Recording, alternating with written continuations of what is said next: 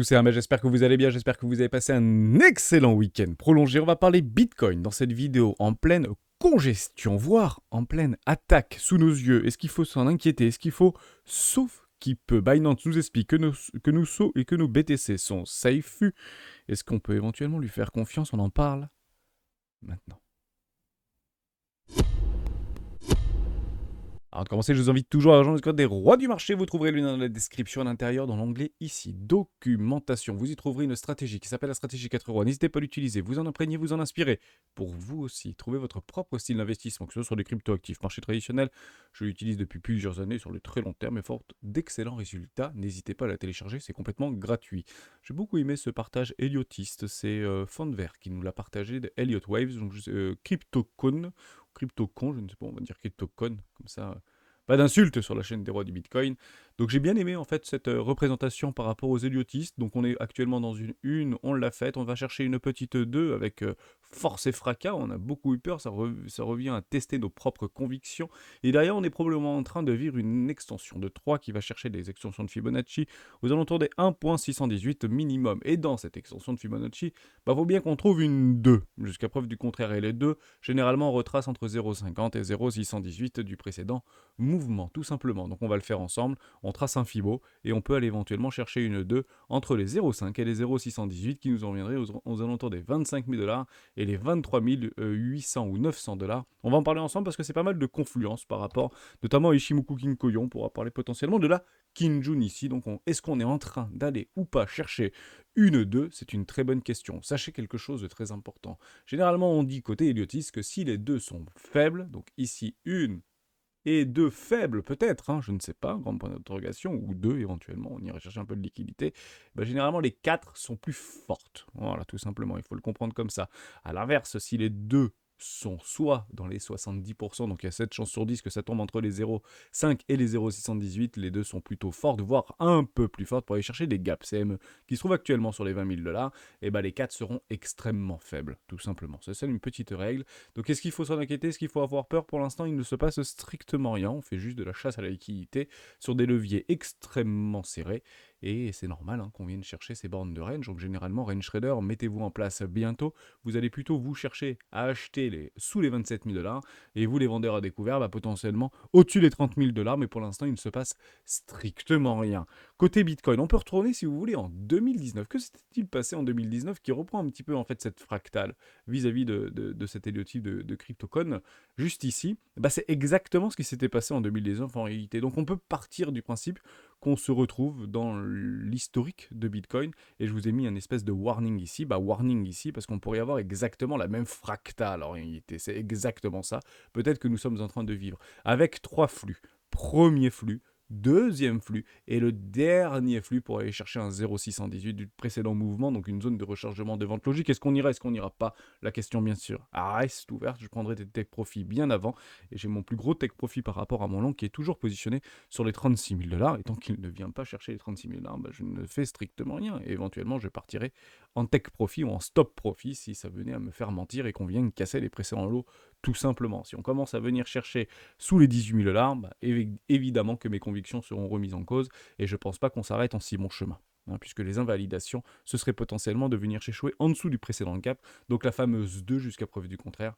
Ici, c'est clairement ça, on ne peut pas en fait, dans ce décompte héliotiste, venir chercher sous les 19 500 $, sinon on remet en cause l'intégralité de la dynamique de fond qui est actuellement haussière. Tout simplement. Donc la dynamique de fond, elle ne peut pas, logiquement, si c'est réellement haussier, on n'a rien à faire sous les 19 600 $, et actuellement nous sommes très loin. Nous y sommes réellement très loin. D'ailleurs, il y a un petit gap qui s'est ouvert ici sur les 29 000 $, me semble-t-il, 29 700 $. On peut regarder ensemble juste ici, je vous l'ai noté. Voilà, hop, on va le reprendre. Voilà un petit gap ici de mai 2023, il est également là. C'est le gap, et il tendra bien évidemment à être comblé, puisque ce n'est clairement pas un gap de rupture, c'est juste un gap commun, ce qu'on appelle des gaps communs, comme ici. On peut parler peut-être d'un gap de rupture ou un gap de continuation, pardon, c'est pas un gap de rupture, c'est un gap de continuation, et les gaps de continuation sont menés dans 9 fois sur 10 à être comblés au même titre que celui-ci. Pour information, sur les 20 000 $, il est mené à être comblé. Donc est-ce qu'on va y aller pour aller chercher une 2 extrêmement profonde?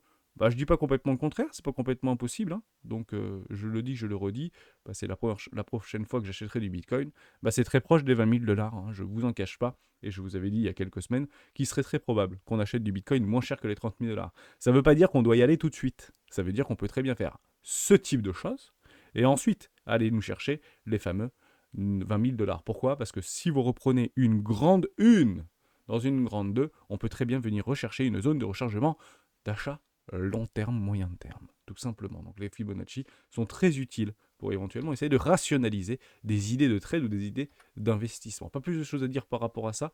On se retrouve un petit peu dans cette même fractale. L'idéal, ce serait quoi finalement, hein, si on devait prendre ce cas d'école, si vous voulez, bah, ce serait exactement de reproduire ceci. Hop, pardon, c'est pas du tout l'extension que je voulais prendre, voilà, hop, non, c'est celui-ci que je voulais prendre. Voilà, si on faisait ceci, ce serait presque l'idéal, j'ai envie de vous dire, hein, tout simplement. Donc, on viendrait chercher toute la liquidité, et puis derrière, on repartirait to the moon, hein, tout simplement, aller chercher les objectifs, les 36 000 $, pour potentiellement les 42 000 $, voire beaucoup plus haut, hein, on peut très bien faire des choses un petit peu plus sympas, hein, quelque chose un peu comme ça, voilà, tout simplement. Sans pour autant remettre en cause la dynamique de fond, donc on ne veut pas venir sous les 20 000 $. Hein, c'est le seul indispensable qu'on devrait avoir, c'est honnêtement, il faut le regarder comme ça. Il n'y a pas d'acheteur sous les 20 000 $. Personne n'est venu acheter les 20 000 $. C'était la chute de Silvergate Bank, c'était la chute de Silicon Valley Bank, c'était la chute et un début d'un crack bancaire planétaire mondialisé qui a été stoppé net par la Fed et le gouvernement américain. Donc ceci est un non-lieu, si vous voulez. On n'a rien à faire en dessous.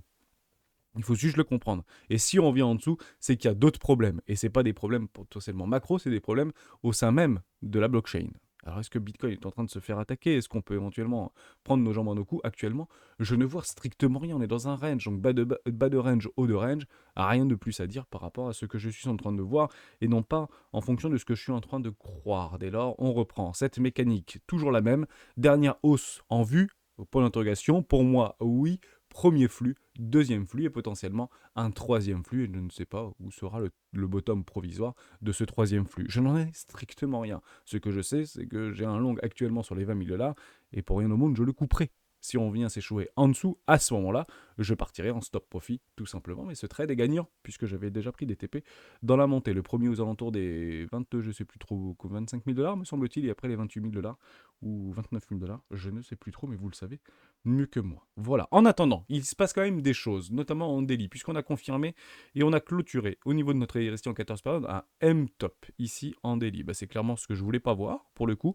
Ça veut dire quoi? Bah, ça veut dire probablement de la consolidation un peu plus longue. Donc on peut continuer à se déprécier, à se dégrader, venir chercher des poches de liquidité complètement logiques avant de pouvoir nous retourner. Ce qu'on ne veut pas voir, bien évidemment, c'est qu'on vienne s'échouer en dessous des 28 de RSI. Ce serait très compliqué parce que très probablement qu'on irait une accélération baissière. Et ce serait encore une fois catalysé par des news que nous ne connaissons pas actuellement. Que peut-être vous encadrez vous personnellement, hein, je ne sais pas moi, une attaque sur le réseau Bitcoin. C'est pas comme si c'était déjà arrivé en 2010 et en 2013, hein, pour être tout à fait honnête avec vous. On va d'ailleurs en parler dans cette vidéo. Et c'est toujours passé la même chose, bah, c'était haussier. Voilà, et le Bitcoin s'en est très bien remis, bien plus d'ailleurs que son précédent, tout simplement. On parle de Binance. Binance qui aurait éventuellement congestionné la blockchain par rapport à un retrait ou une succession de retraits de plus de 230 000 bitcoins. 230 000 bitcoins qui attendaient. Alors, par rapport aux news, c'est quoi? C'est Bitcoin est parti de hot wallet vers des cold wallet et n'avait pas anticipé les frais de gaz vis-à-vis du réseau Bitcoin par rapport à ses BRC20. Hein, donc, est-ce que par rapport à ces originales, je ne sais plus comment on appelle ça, ça m'échappe au niveau du nom exact. Ordinal, pardon, oui, c'est ça, c'est l'ordinal, les ordinales. Donc, est-ce que ça aurait été c'est dû à une congestion vis-à-vis du réseau par rapport à ces NFT qu'on peut éventuellement retrouver maintenant sur la blockchain Bitcoin, sur cette sidechain? C'est pas complètement impossible, mais qu'a fait Binance d'un point de vue complètement mécanique, d'un point de vue complètement logique? Je vais vous le retrouver juste ici. Me semble-t-il, c'était où? Mince, je ne sais plus. Je n'ai pas trouvé. Mince, c'était là? Non, c'est pas là. Je ne sais plus du tout. J'en sais rien. Je ne sais plus où est-ce que je vous ai mis ça. Bien voilà. Binance rouvre les retraits Bitcoin après un second arrêt dans la nuit, donc c'est à partir de 6 h du matin. Mais pourquoi en fait il a coupé tout simplement ses retraits vis-à-vis de Bitcoin? Parce que c'est pas un bon samaritain ces aides. Hein, les échangeurs ne sont pas nos amis. Ils sont là pour faire du pognon. Donc comme vous avez eu en fait une explosion au niveau des frais vis-à-vis de la blockchain Bitcoin, on peut comprendre que par rapport aux 2 précédents blocs, les récompenses de mining étaient inférieures aux frais réalisés par rapport par rapport à la conception de ces blocs. C'est très rarement vu. Alors, c'est pas du jamais vu. Ça a déjà vu, et bien plus que ça d'ailleurs, par rapport à la technologie Bitcoin et par rapport à l'historique de Bitcoin. Dès lors, il explique ça de façon extrêmement limpide. Il est pas là pour nous offrir des frais, il est là pour nous les prendre, les frais, et même plus que ce que la salle lui coûte. C'est son but, c'est comme ça qu'il fait son business, et c'est comme ça qu'il gagne de l'argent, ni plus ni moins. C'est une entreprise privée. Il y a un grand nombre de transactions et de retraits Binance toujours en attente, car nos frais fixes n'ont pas anticipé la récente augmentation des frais de gaz du réseau Bitcoin. Nous remplaçons les transactions de retrait en attente Bitcoin avec des frais beaucoup plus élevés afin qu'elles soient récupérées par la pool de minage, a expliqué la bourse dirigée par Changpeng Zhao, tout simplement. Donc, tu veux qu'on passe ta transaction, il n'y a pas de problème. Par contre, je la stoppe parce que je suis un échangeur centralisé, pas toi qui décide, c'est moi. Et puis derrière, tu peux la renvoyer, mais ça va te coûter 5 fois ou 6 fois plus cher. Tout simplement. Est-ce que c'est déjà arrivé dans le passé au niveau de ces augmentations, au niveau des fees? Oui, et pas qu'un peu. Hein. Actuellement, nous sommes ici à peu près. On avait déjà vécu ça en 2021, on avait déjà vécu ça en 2018. Une explosion au niveau de la congestion par rapport au réseau Bitcoin, qui pour se protéger, Bitcoin augmente drastiquement ses frais. C'est juste une réponse technologique par rapport à une situation. Si vous êtes très nombreux à utiliser et à surcharger le réseau Bitcoin, Bitcoin, comment il se protège? Comment en fait il revient à une forme de normalité en augmentant très fort ses frais? Tout simplement, mais c'est du code, hein, c'est protocolaire. Donc il n'y a pas d'inquiétude à avoir par rapport à ça. Est-ce que ça veut dire que Binance est en train de faire quelque chose parce que tout le monde veut se barrer de Binance? Je pense pas, personnellement. Mais je pense qu'il y a eu beaucoup de demandes et les demandes n'ont tout simplement pas été validées. Et donc, toujours pareil, dans une psychologie extrêmement vive, dans une période émotionnellement forte, les gens, en fait, ont souvent cette réaction logique de prise de panique. Et c'est le premier qui réagit, qui sort le premier et qui aura potentiellement pas perdu toutes ses plumes. Mais c'est comme ça qu'on initie en fait des phases de panique, mais il n'y a pas de panique à avoir. En tout cas, par rapport à ce que je vois, pas par rapport à ce que je crois. Je vois pas du tout de panique. Bitcoin n'a pas cassé ses pressants en l'eau, n'est pas parti dans le désespoir du désert, bien qu'il y a beaucoup de vendeurs à découvert qui tentent ici de rajouter à leur propre short. On le voit extrêmement bien où ça, notamment sur nos petites altcoins préférées. Ça a été un coup de maître parce que Bitcoin est extrêmement résilient, mais bravo pour tous ceux qui étaient en vendeur à découvert sur ces altcoins qui avaient déjà pris des très bonnes remontadas. On retrouve un funding extrêmement négatif. On a très fortement dégraissé au niveau des open interest. Ici, je suis hors Bitcoin et hors Ethereum. Et on a tout de suite un funding extrêmement négatif. Donc pour le coup, toutes nos cryptoactifs préférés ont pris un sacré coup derrière la tête. Peut-être des opportunités pour certains, parce qu'on revient sur des zones de rechargement d'achat. On va pas le voir aussi, on le verra plutôt demain par rapport à nos altcoins préférés, qu'on a voulu peut-être un petit peu trop se précipiter pour les acheter, dans une forme de montée relativement appuyée, et finalement, retour à la caisse départ, hein, ni plus ni moins. Hein. Alors oui, j'ai vu pas mal de frustrations sur le Discord ce week-end, je l'ai eu, et j'ai des fortes frustrations également, notamment la dernière en date, c'était sur Chili's par exemple, mais d'autres on a eu sur CSPR, par rapport à un objectif de quelques centimes de dollars, et on n'a pas atteint nos 110% sur ces quelques centimes de dollars. Moi, Chili's, j'attends toujours mon 110%, à 7% près, j'avais mon 110%, mais je ne l'ai malheureusement pas eu. C'est comme ça, c'est le jeu, mais ça ne veut pas dire que je ne l'aurai jamais. Bien évidemment, je suis patient et puis j'attendrai que le marché vienne à moi, et certainement pas le contraire. Je ne courrai jamais derrière. On peut parler d'une attaque DDoS, par exemple. Est-ce que c'est déjà arrivé dans le passé par rapport à ces attaques? Oui, il y a eu beaucoup d'attaques en fait sur le réseau Bitcoin. Très peu en fait ont réussi, voire quasi aucune, j'ai envie de dire, mais il y en a quand même une qui avait fortement bien fonctionné. Je sais plus c'était quand, il y a un influenceur, voilà, c'est NFT Totter qui l'avait partagé, je ne sais plus, on va essayer de le retrouver. Je sais plus, par contre. Bon, grosso modo, il expliquait qu'il y avait eu plusieurs attaques, dont 3 attaques, 2010, 2013, je sais plus où est-ce que je vais le retrouver, ce truc-là. Et je sais même pas comment on fait des recherches sur Twitter. Bon, je vais pas le rechercher là, mais grosso modo, il nous expliquait que la première attaque, c'était un problème vis-à-vis du protocole où un hacker avait réussi à créer 180 ou 160 millions de bitcoins. Donc, qu'est-ce qui s'est passé? Juste un roll-up vis-à-vis du blog. Donc, le consensus et la communauté avaient choisi de faire un roll-up, en fait, un roll-up, revenir en arrière. Et il y a aussi une grosse problématique, c'était en 2013. Et qu'est-ce que a choisi Bitcoin? De faire tout simplement un fork de sa blockchain.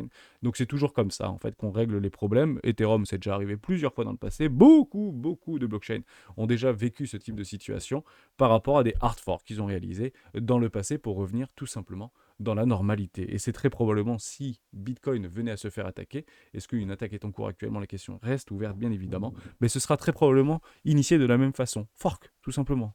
Un roll-up ou un fork. C'est à peu près comme ça que ça fonctionne le mieux sur ces technologies blockchain, notamment dans le proof of work, tout simplement. Donc pour l'instant, moi j'écarte complètement ces idées, si vous voulez, d'attaque, de chute, de tout ce que vous voulez par rapport à Bitcoin. Actuellement, on ne l'a pas. Mais on avait déjà eu ce type d'événement, et notamment en 2013. Chute brutale de Bitcoin, après avoir atteint des sommets en début de semaine, la valeur de la monnaie virtuelle s'est littéralement effondrée. On en parlait déjà dans le monde, en fait, en 2013. C'est pas quelque chose de... C'est pas quelque chose de nouveau, et puis vous allez regarder qu'il y a exactement les mêmes écrits, hein, vous reprenez 10 ans après, c'est exactement, quasiment mot pour mot, les mêmes choses, les mêmes écrits, les mêmes approches, c'est juste les noms qui changent parce que MTGOS n'existe plus, mais grosso modo, le service a aussi connu une paralysie temporaire, mais MTGOS qui n'avait pas encore chuté, hein, c'est en 2014 qu'il a chuté, nous n'avons pas été victimes d'une attaque de déni... Nous n'avons pas été victimes d'une attaque, mais nous avons plutôt été victimes de notre succès. Ils sont juste géniaux, ces mecs-là. Bon, finalement, vous connaissez la suite vis-à-vis de MTGO, ça fait extrêmement mal. D'ailleurs, beaucoup de personnes qui étaient bloquées dans MTGO, de cet échangeur japonais, ont récupéré leur Bitcoin et puis peuvent éventuellement les vendre maintenant. On a les yeux dessus, il y a pas mal de trackers hein, sur ces Bitcoins d'antan de MTGOS qui sont vus comme le lait sur le feu, hein, comme on peut dire éventuellement. Donc restons confiants quand même. Hein. C'est pas l'objectif, c'est pas de sell le marché pour l'envoyer plus bas que terre, mais prendre des profits n'est jamais complètement irrationnel. Et puis si j'étais considéré comme un MTGOXer, eh ben, j'aurais bien évidemment pris quelques profits si je venais à reprendre possession de mes bitcoins tout simplement. Donc il y avait déjà eu des victimes, il y avait déjà eu des attaques, il y avait déjà eu plein de choses, et puis il y a eu des attaques extrêmement faciles, mais plus tard, hein, il faut vraiment le comprendre, c'est qu'à un moment donné, il y a eu des vraies attaques sur l'intégralité des échangeurs. Et c'est ça qu'on a tendance à oublier. C'est que lorsqu'en fait il y a des perturbations et des congestions au niveau du réseau Bitcoin, on pense que Bitcoin peut tomber. Mais Bitcoin n'est jamais tombé. Donc c'est ça qu'il faut comprendre. C'est que ce serait une première. Et si cette première vient, à ce moment-là, on peut prétendre qu'il y aura des deuxièmes, des troisièmes, des quatrièmes, etc. D'ailleurs, en 2018, rappelez-vous, mais Bitcoin s'est arrêté pendant plus d'une heure.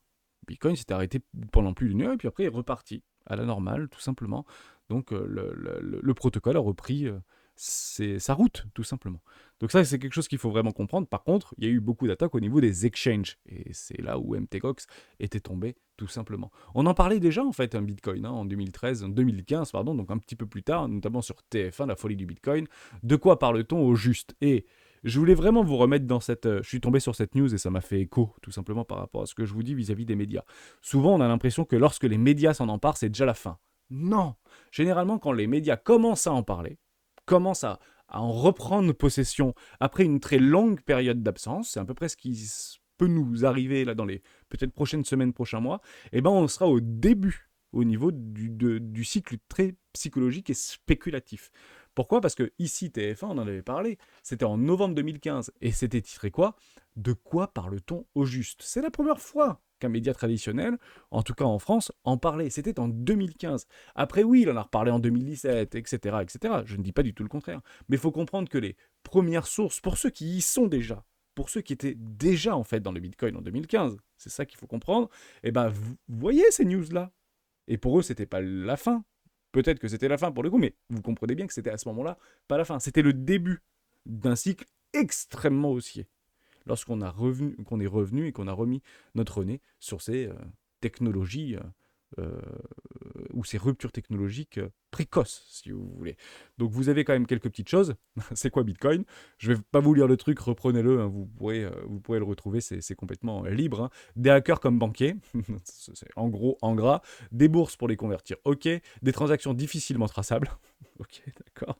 Bon, enfin, vous voyez un petit peu l'idée, voilà comment on parlait de Bitcoin, mais c'est normal qu'on parle de Bitcoin dans ce sens-là. Et j'espère que vous comprenez que, en fait, ce qu'on est en train de lire aujourd'hui dans nos médias traditionnels, mainstream, hein, je parle, bah, c'est exactement quasiment les mêmes écrits. C'est toujours la même chose, en fait. Là, actuellement, TF1, ou je sais plus qui c'est qui en parlait très récemment, on parlait du Salvador, par exemple, l'échec total du Salvador vis-à-vis du Bitcoin. Bon, bah, ça dépend où est-ce qu'on met le curseur statistique vis-à-vis d'un échec ou d'une réussite, c'est toujours la même chose. Mais voilà comment on parlait du Bitcoin à ce moment-là, et ça n'a pas empêché Bitcoin de monter jusqu'aux 17 000 dollars ou 19 000 dollars, alors qu'il partait de 1000 dollars ou de un petit peu moins en 2015, comme vous pouvez bien sûr vous en souvenir, tout simplement.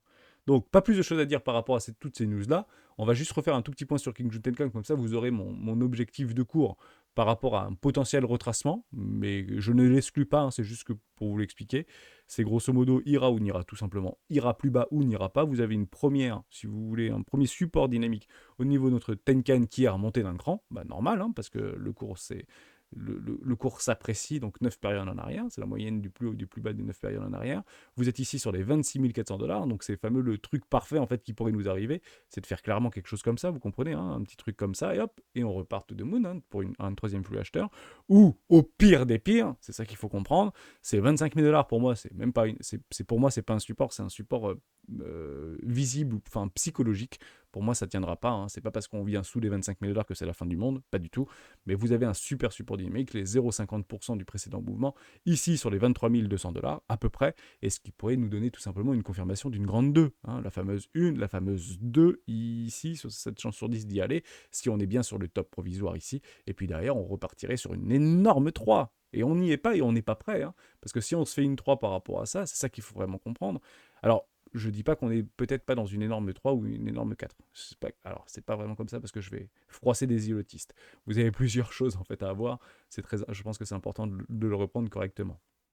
Donc, on a ici une 1, une 2, potentiellement, on est dans une 3 actuellement, une 4, une 5 pour finir le mouvement, et là, on cherche tout simplement une 2, puis une 3, puis une 4, puis une 5 pour aller chercher ce mouvement de 4, dans une énorme 1, c'est ça qu'il faut comprendre, donc cette énorme 1 de reprise de bull run n'est pas encore faite, proche de la halving, une grande 2, et puis après, là, on part et on accroche bien nos ceintures, et bon courage. La question est toujours la même, c'est est-ce que ce scénario est viable? Oui, tant qu'il n'est pas invalidé. Comment ce scénario est invalidé? Si on vient chercher les précédents bottoms. Tout simplement, il n'y a pas plus de choses à dire par rapport à ça. Voilà, ça remettrait beaucoup de plans boules si on venait à s'affranchir sous les 15 500 $. Mais on y est loin. On y est tellement loin. Pas si loin pour Bitcoin, vous allez peut-être éventuellement me le dire dans les commentaires, mais vous comprenez un petit peu cette scénarisation. Donc ce truc est ultra bull, puisqu'on a eu toutes les confirmations techniques, quels que soient nos indicateurs techniques, en mensuel, en weekly, en 2 semaines, en jourly, en tout ce que vous voulez, tant que celui-ci n'est pas invalidé, il faut le tenir. Il faut le tenir dans le temps, quoi qu'on lise, quoi qu'on entende et quoi qu'on comprenne. Quoi que tous les adjectifs que vous pouvez mettre derrière. Ça doit tenir. Et ça, c'est ma question. Dès lors, bien évidemment, que j'achèterai sous les 20 000 $ du Bitcoin si celui-ci venez à moi, catalysé par des news dramatiques. Récession, ce que vous voulez, tout ce que vous voulez. Mais c'est toujours la même chose. Plus on va s'éloigner de ces bottoms-là, plus en fait dans notre esprit on va se persuader qu'on n'ira plus jamais. Bah faux, puisque quand ça part en zézette, hein, j'ai envie de vous dire, bah ça peut faire très mal. Hein. Ici, crack Covid, hein, et on peut s'attendre à quelque chose d'assez similaire, pas forcément santé, etc. Ça peut être un effondrement bancaire, etc. La question est de savoir, est-ce que ça tient, oui ou non? Est-ce que Bitcoin est ce grand salut? Est-ce que Bitcoin, bah, c'est un peu pour ça qu'on est là. C'est bien pour à la fois se protéger, participer à des ruptures technologiques et se protéger d'un cataclysme financier. Et jusqu'à preuve du contraire, on pourrait peut-être y être, et ça pour beaucoup d'entre nous avec un N majuscule, ceci a déjà commencé. Mais bien sûr, c'est pas la faute de la Fed, comme dirait Warren Buffett. La crise des banques américaines, c'est la faute des managers, pas celle de la Fed. Bah oui, parce que vous avez pris des risques et vous n'avez pas de couvert, tout simplement. Donc vous avez... et en fait, par rapport à un sondage qui a été réalisé par le gouvernement américain, il y aurait plus de 700 banques qui seraient aujourd'hui touchées par rapport à une faillite bancaire. 700 banques aux États-Unis. C'est quand même pas mal, hein, 700 banques, il faut le comprendre, de plus ou moins grande taille, hein, généralement plus petites qu'au niveau de First Republic Bank, mais aujourd'hui ce serait 700 qui devraient tomber dans les prochaines semaines ou prochains mois par rapport à ce manque cruel de liquidité. Et dès lors, pour éviter ce cataclysme financier, vous faites un produit en croix. Est-ce que c'est plus rentable de continuer à monter les taux pour essayer de revoir une inflation basse vis-à-vis du coût potentiel que ces 1000 banques ou les 700 banques pourraient tomber par rapport à la garantie des dépôts vis-à-vis de ça, ou est-ce que non, c'est pas du tout rentable, donc autant le laisser mourir, et puis comme ça fait un peu de nettoyage, et on crée des mastodontes, si vous voulez, bancaires systémiques, type JP Bancaire, Goldman Sachs, qui vont encore grossir tout simplement. Bah, actuellement, on peut comprendre par rapport à cette phrase-là que les opérateurs de marché pensent que la Fed ou que le gouvernement américain va intervenir. Pourquoi? Puisqu'on a en fait cet énorme pivot vis-à-vis de la Fed. Ceci en fait est le sauvetage des banques. si vous voulez. Ce qu'on est en train d'observer là, c'est ni plus ni moins qu'un début d'amorçage du sauvetage des banques. Retour de la liquidité, baisse des taux et tout ce que vous voulez. Mais c'est clairement pas le discours de Jérôme Powell. C'est pour ça en fait qu'on est entre deux actuellement. Entre deux. D'ailleurs, je vous fais un tout petit clin d'œil, je trouvais ça très intéressant de vous reparler de ça, puisqu'on était un petit peu en 2013, 2015, 2014. Reprenez bitcoin.fr histoire, et vous mettez en fait Fed. Vous faites un CTRL F et vous mettez Fed ici. Je trouve ça super intéressant, puisque vous avez beaucoup de bonnes nouvelles par rapport à ce qui s'était passé d'antan, tout simplement. La Réserve fédérale américaine et le département américain de la justice émettent un avis plutôt positif. Ce dernier qualifie le bitcoin de monnaie légitime, et l'ancien président de la Fed, Ben Bernanke, dit qu'elle a du potentiel, tout simplement. Et en fait, vous avez plein de bonnes nouvelles par rapport à tout ça. Donc j'aime bien des fois le relire. Ça permet en fait de gommer certains biais psychologiques ou éventuellement biais spéculatifs par rapport à une situation dans laquelle on vit. C'est toujours difficile, vous savez, qu'on soit à 30 000 $, 20 000 $ ou 60 000 $, vous savez, on est toujours ancré dans des billets relativement forts, des emprises. Et en fait, il faut juste relire. Prenez le temps de le relire, ça prend pas si longtemps que ça de relire la jolie histoire de Bitcoin. Et en fait, j'ai été très surpris de voir à quel point, quand vous mettez juste le mot Fed, eh ben, il y a des bonnes nouvelles. Voilà, le Conseil de la Réserve fédérale, c'était le 9 mai de quelle année ça? On va remonter un peu, voilà, 9 mai 2014. Voilà, présente Bitcoin comme une aubaine pour l'économie. C'est pas moi qui le dis, c'est la Réserve fédérale des États-Unis. Et est-ce qu'aujourd'hui, vous entendez Jérôme Powell dire que Bitcoin est un scam? Bitcoin est le plus grand ponzi de toute l'humanité. Bitcoin est tout ce que vous voulez. Non. Déjà, quand vous êtes en fonction, vous n'avez pas le droit de dire tout ce que vous voulez. On va commencer par là, généralement. Et Bitcoin, et Jérôme Powell, je vous sers une bouteille de champagne, mais je pense qu'il ne sera plus, lorsqu'il ne sera plus en fonction et qu'on verra potentiellement une appréciation du cours de Bitcoin, il dira, hors fonction, je savais que Bitcoin était une réelle aubaine, je savais que Bitcoin pouvait nous aider à assurer nos échanges mondiaux, internationaux, j'avais vu ça, etc. Et mais reprenez dans son discours d'aujourd'hui, qu'est-ce qu'il dit? Nous nous y intéressons activement, nous le regardons de près, nous surveillons les technologies de près, nous savons qu'elles existent, Ça, c'est ce qu'il nous dit, face caméra. Mais qu'est-ce qu'il dit à ses copains en repas de famille pendant la Thanksgiving? Peut-être que lui, il est en train de se gaver de Bitcoin. Je ne sais pas, je dis complètement une bêtise, mais vous comprenez, généralement, les langues se délient lorsqu'on ne nous sommes plus en fonction. Et vous avez d'ailleurs beaucoup d'anciens ministres, notamment sur le gouvernement Hollande. Je pense notamment à Arnaud Montebourg, qui fait pas mal d'apparitions actuellement sur les conséquences de 10 ans en arrière, lorsqu'il est élu en fonction. Et vous avez en fait cette clairvoyance à quel point ces gens-là ne disent strictement rien lorsqu'ils sont en fonction. Et lorsque tout devient logique, tout devient que du bon sens, lorsqu'ils prennent la parole devant des commissions et qu'ils expliquent en quoi les Américains sont en train de nous mettre un coup de poignard dans le dos, en quoi les Asiatiques sont en train, etc., etc., etc. Lui avait tout vu, mais il y a 10 ans en arrière, probablement qu'il savait aussi, mais qu'il n'a tout simplement rien dit, pris dans cette machine administrative et gouvernementale de pouvoir. Tout n'est que jeu de pouvoir, objectif, la réélection, tout simplement. J'ai pas plus de choses à dire, je vous ai parlé d'absolument tout, Gap, etc., moralité, on peut finir éventuellement cette vidéo sur une forme de moralité, c'est soit on rôde tout si on vient à s'échouer, à s'affranchir des 29 000 $, donc juste ici, on va reprendre. Est-ce que je peux tout effacer là? Non, je ne peux peut-être pas tout effacer, je vais revenir juste un tout petit peu plus haut. Voilà, ces bears, ces boules, vous les avez comme moi. Si on vient s'affranchir vis-à-vis d'Ishimoku Kinkoyo, pas en weekly mais plutôt en daily, ce serait potentiellement un premier signal, puisqu'actuellement c'est baissier, on retourne dans le nuage, on pourrait très bien aller chercher le bas du nuage au niveau de cette SSB. Si on revient à s'affranchir ici, de notre Kinjun, vous aurez probablement un premier signal d'achat et il y a un trade qui serait potentiellement prenable si on revient à s'affranchir au niveau du nuage. Trade prenable, road to 40 000 $. C'est à peu près ça l'idée. On se remettra en fait sous notre précédente structure et je pense qu'il y a un trade à prendre pour aller potentiellement viser les 40 000 $ puisque ça pourrait partir relativement fort. Généralement, les troisièmes flux sont les plus violents, les plus spéculatifs et les plus violents. Et le trade serait potentiellement à prendre. N'ayez pas raison trop tôt, ça sert à rien de le prendre maintenant, vous n'avez aucune confirmation. C'est toujours la même chose. Confirmation, acceptation, accélération. Je vous prends l'exemple par rapport à éventuellement un esprit baissier. Vous avez ici une confirmation. Vous attendez l'acceptation. Et ensuite, qu'est-ce que vous n'attendez pas, vous les bears? Une réintégration. Le truc finalement parfait, on vient de chercher la poche de liquidité et tout le monde s'excite pour aller chercher. Ça peut partir très fort.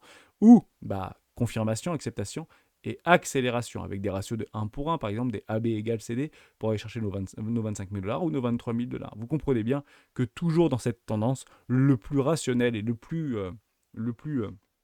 comment on peut dire ça? Le plus rentable serait potentiellement de choisir la tendance et d'aller chercher éventuellement la hausse plutôt que la baisse. Donc je ne shorte pas ce marché, surtout pas au milieu de Raya entre deux magnifiques bandes de volatilité. On savait qu'on commencerait à arriver chercher en fait de la liquidité juste ici. Ça reste des résistances extrêmement puissantes. C'est là où il y a eu du business sur Bitcoin.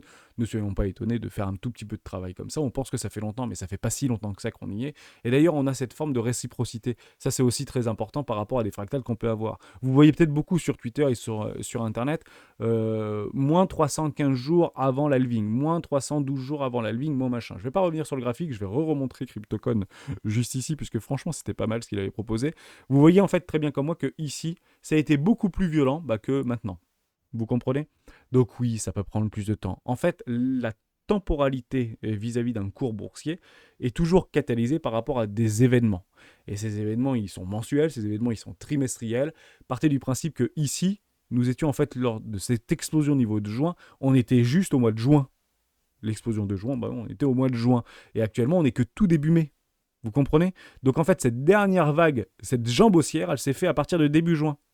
Vous comprenez? Mais il est vrai qu'elle est partie un peu plus tard. Vous voyez que là, ça a été beaucoup plus précoce. Alors qu'ici, on a pris ça a été beaucoup plus rapide que cette forte consolidation. Vous comprenez là? Par rapport à ce magnifique W weekly, ici, il était beaucoup plus petit. Donc oui, ça peut prendre plus ou moins de temps. Hein, une forme d'accordéon si vous voulez. Mais le résultat sera très probablement le même. Pourquoi? Parce que ce n'est jamais différent. Tout simplement. Ce n'est jamais différent. Merci à tous et à tous d'avoir suivi cette vidéo jusqu'au bout. Petit rappel, bien évidemment, par rapport à ce grand giveaway du mois de mai, du mois de décembre. Vous l'avez juste ici, 25 $ garantis par rapport à Swissborg.